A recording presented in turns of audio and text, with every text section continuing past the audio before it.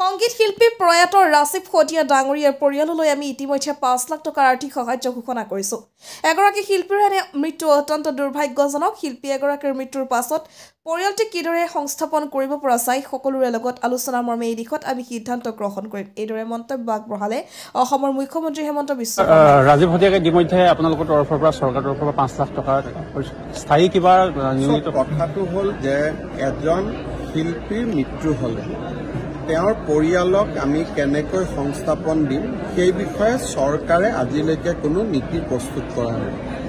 আৰু ৰাজীৱ খটিয়াৰ দৰে দুৰ্ভাগ্যজনক ঘটনা আগতেও কিছু শিল্পীৰ হৈছে, আজিও ৰাজীৱ খটিয়াৰ ডাঙৰীয়াৰ হৈছে, অহাকালিও আন কেইবাজনৰো হ'ব পাৰে।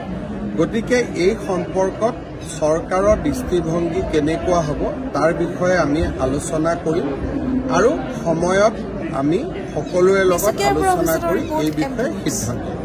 সংগীত শিল্পী প্ৰয়াত ৰাজীৱ খটিয়া ডাঙৰীয়াৰ পৰিয়াললৈ আমি ইতিমধ্যে ৫ লাখ টকাৰ আৰ্থিক সাহায্য ঘোষণা কৰিছো।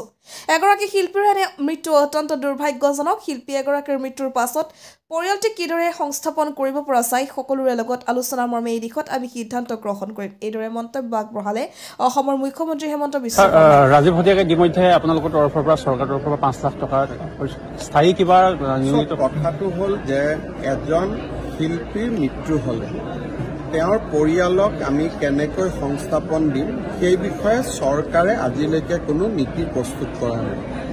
আৰু ৰাজীৱ খটিয়াৰ দৰে দুৰ্ভাগ্যজনক ঘটনা আগতেও কিছু শিল্পীৰ হৈছে, আজিও ৰাজীৱ খটিয়াৰ ডাঙৰীয়াৰ হৈছে, অহাকালিও আন কেইবাজনৰো হ'ব পাৰে। গতিকে এই সম্পৰ্কত চৰকাৰৰ দৃষ্টিভংগী কেনেকুৱা হ'ব তাৰ বিষয়ে আমি আলোচনা কৰিম আৰু সময়ত আমি সকলোৰে লগত আলোচনা কৰি এই বিষয়ে সিদ্ধান্ত ল'ম।